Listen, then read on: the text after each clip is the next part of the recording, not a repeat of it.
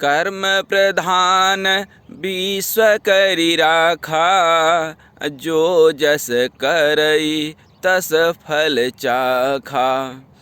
श्री कृष्ण भगवान गीता में भी यही कहते हैं कि अपने कर्तव्य को निभाओ, करने योग्य कर्तव्य कर्म करते रहो और हमारे शरणागति रहो। कर्मण्येवाधिकारस्तु मा फलेषु कदाचन, अर्थात करने योग्य कर्तव्य कर्म को करते हुए फलों में आसक्त मत हो। लेकिन हमारे समाज ने कर्म के आधार पर 4 वर्ण बना दिए। कौन से? ब्राह्मण, क्षत्रिय, वैश्य और शूद्र। अगले 10 मिनट में सिर्फ थोड़ा सा इन पे बात करेंगे। हमारे समाज ने, या कहें तो पूर्व समय में, कर्म के आधार पर ये 4 वर्ण बनाए गए हैं, जो उस समय भी सत्य था, आज भी सत्य है।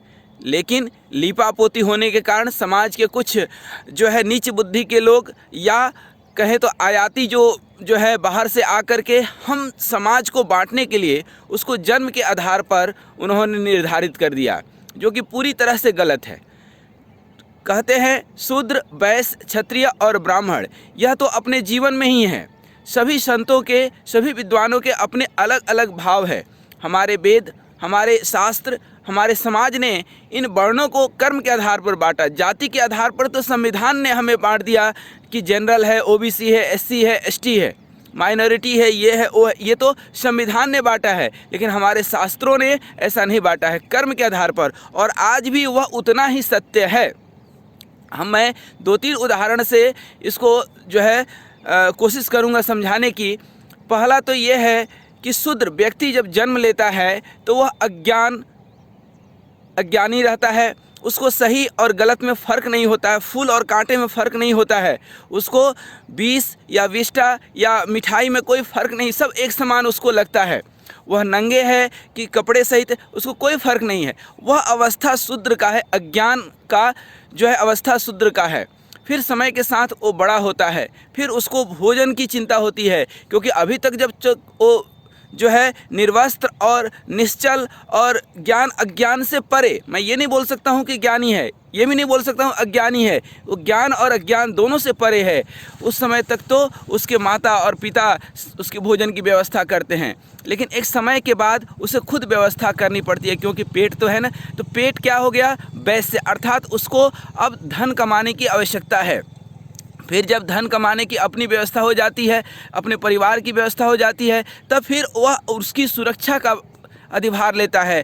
फिर समाज में अपना एक प्रभुत्व, अपना वर्चस्व, अपनी एक छवि, अपनी एक प्रतिष्ठा कायम करने की कोशिश करता है। यह भाव क्षत्रिय का है। और फिर इन सब से ऊपर होकर के जब ज्ञान और विज्ञान और वैदिक शास्त्रों का अध्ययन करता है, जब समाज की सेवा और जो है शुश्रूषा करता है, जब पठन और पाठन करता है, तब वही ब्राह्मण हो जाता है। तो ये समाज के दूर अपने व्यक्तिगत जीवन का एक परिभाषा है। फिर जब समाज में आज भी हम देखें तो जो व्यक्ति सेवा भाव से काम कर रहा है, क्योंकि कर्म है ना, जो भी व्यक्ति सेवा कर रहा है, नौकरी पेशा वाला है, वह क्या है? शूद्र है। चाहे अब उस शब्दों का उलटफेर है। जो व्यक्ति व्यापार में संलग्न है, चाहे वो किसी भी जाति का हो, किसी भी वर्ण का हो, कुछ भी हो, लेकिन वो क्या है? वैश्य है। आज जितने नौकरी पेशा वाले हैं वो क्या है? दूसरे के एक तरह से नौकर हैं, चाहे वो अपने कोई बड़ा नौकर है, कोई छोटा नौकर है तो वह शूद्र ही। अब चाहे वो अपने आप को शूद्र ना समझे, कुछ मालिक समझ ले, या कुछ, कोई मालिक नहीं है। मालिक जो है वो क्या है? वैश्य है। लेकिन जो उसके यहाँ काम कर रहे हैं, और जो है भारत जैसे देश में या दुनिया में कहें तो 90% लोग तो नौकरी चाकरी ही कर रहे हैं।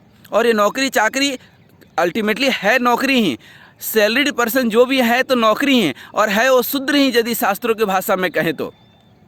फिर थोड़ा सा आगे बढ़े, जब आप मालिक बनते हैं, कोई एक दुकान, छोटे दुकान में कोई काम कर रहा है और कोई उस दुकान का मालिक है, बस दोनों में अंतर है शूद्र और वैश्य में। मालिक जो है वो वैश्य हो गया, लेकिन जो काम कर रहा है वो तो शूद्र ही हो गया ना। फिर थोड़ा सा और आगे बढ़ते हैं तो जो व्यक्ति समाज की सुरक्षा के लिए उत्तरदायित्व वहन कर रहा है, जैसे हमारे सैनिक हैं, हमारे पुलिस प्रशासन हैं, ये सब क्षत्रिय वर्ग में आ जाते हैं। चाहे किसी भी परिवार में जन्म हुआ हो, मैं बार बार बोल रहा हूँ। और जो समाज हित, राष्ट्र हित, पठन पाठन और एजुकेशन, शिक्षा के क्षेत्र से जुड़े हुए लोग हैं, वे सब ब्राह्मण हैं। जो शास्त्रों का अध्ययन करते हैं, समाज को सन्मार्ग पर चलाने के लिए प्रेरित करते हैं, सामने वाले को एक शूद्र से वैश्य, वैश्य से क्षत्रिय और ब्राह्मण बनाने की जिनकी जिम्मेदारी है, वही ब्राह्मण है। ब्राह्मण मतलब बाह्य मन, जिनका मन विस्तार पूर्वक हो गया, इस ब्रह्मांड को जिन्होंने स्वीकार कर लिया, जिसने ब्रह्म को स्वीकार कर लिया। सिया राम मैं सब जग जानी, हर जो है कण कण में शंकर का दर्शन करने लगे, हर व्यक्ति विशेष में उनको अच्छाई दिखने लगी, क्योंकि दुनिया में कोई अच्छा और कोई बुरा नहीं है, ये तो अपने समझदारी की बात है, और हर व्यक्ति के अंदर पोटेंशियल है। ये तो संविधान ने कुछ ऐसा व्यवस्था बना दिया कि अयोग्य लोग भी योग्य पदों पर जाकर के देश की ऐसी तैसी करते हैं, जबकि वस्तुतः होना चाहिए कि योग्यता के आधार पर, योग्यता के मापदंड पर किसी को वह अधिकार दिया जाए। लेकिन हर व्यक्ति अधिकार की बात करता है, कर्तव्य की बात भूल जाता है। अधिकारों की लड़ाई है, लेकिन कर्तव्य कोई नहीं निभाना चाहता है। इसीलिए आज समाज की यह स्थिति हो गई है। कुछ लोग अनर्गल बातें करते हैं, नीच बुद्धि अल्पज्ञ लोग, कि गोस्वामी तुलसीदास जी ने लिख दिया ढोल गंवार शूद्र पशु नारी। अरे उन्होंने तो बिल्कुल सही लिखा, सब ताड़ना के अधिकारी। ताड़ मतलब ताड़ अर्थात समझदारी, ठीक है ना, समझदारी। ताड़ अर्थात देखने की व्यथा है। जैसे कहते हैं ना, कनक कनक ते कनक 100 गुनी मादकता अधिकारी। तो कनक मतलब होता है सोना, एक कनक का मतलब होता है धतूरा। तो कनक के कई सारे अर्थ हैं। उसी तरह से वहाँ ताड़ना के पांचों चीज़ के लिए, क्या, ढोल गंवार शूद्र पशु और नारी, ये पांचों के लिए जो है 5 अर्थ है। वहाँ नारी का में ताड़ना का मतलब है शिक्षा देना, क्योंकि जिस समय यह रामचरितमानस गोस्वामी तुलसीदास जी लिखे थे, उस समय स्त्रियों की स्थिति बहुत अच्छी नहीं थी, क्योंकि बाहर से आए हुए देश के दुश्मन देश की कुछ इस तरह से व्यवस्था बना दिए कि हमारी माताएं बहनें शिक्षा से वंचित रह जाया करती थी।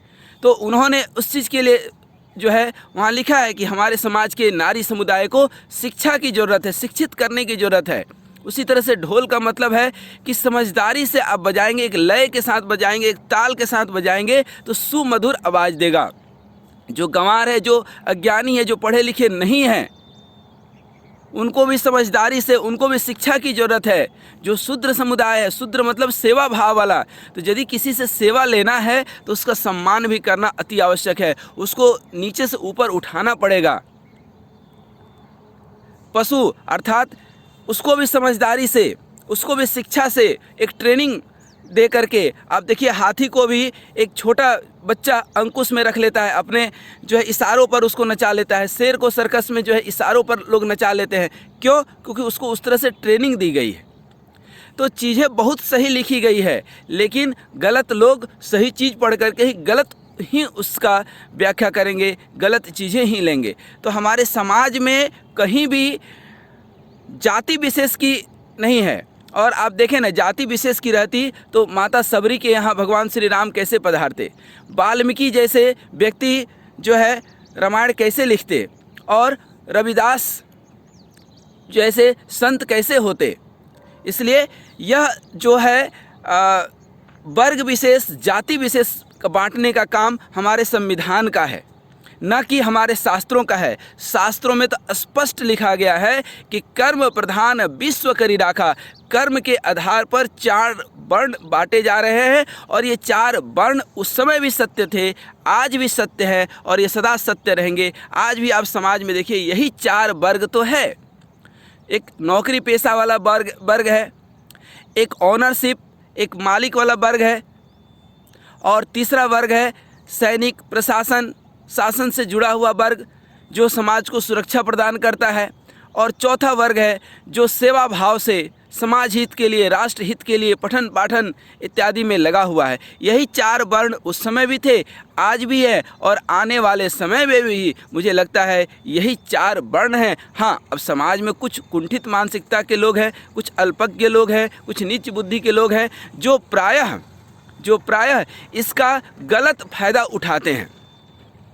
फिर दुहाई देंगे संविधान का, दुहाई देंगे शास्त्रों का, दुहाई देंगे किसी जो है विद्वान के मत का, लेकिन ये सब जो है उनके मन की उपज रहती है। वास्तविकता और हकीकत यही है कि समाज में उस समय भी यही 4 वर्ग थे, और आज भी यही 4 वर्ग हैं, और आगे भी यही 4 वर्ण है। और मैं बार बार इस चीज़ को बोलता हूँ कि कर्म प्रधान विश्व करी राखा, जो जस करई तस फल चाखा। हरिओम तत्सत। मैं उम्मीद करता हूँ इन भावों को आप अपने दिल में आत्मसात करेंगे, और यदि थोड़ी भी अच्छी लगी हो तो अपने शुभ चिंतकों के साथ भी इसको साझा करने की कोशिश करेंगे। हरिओम तत्सत। हरिओम तत्सत।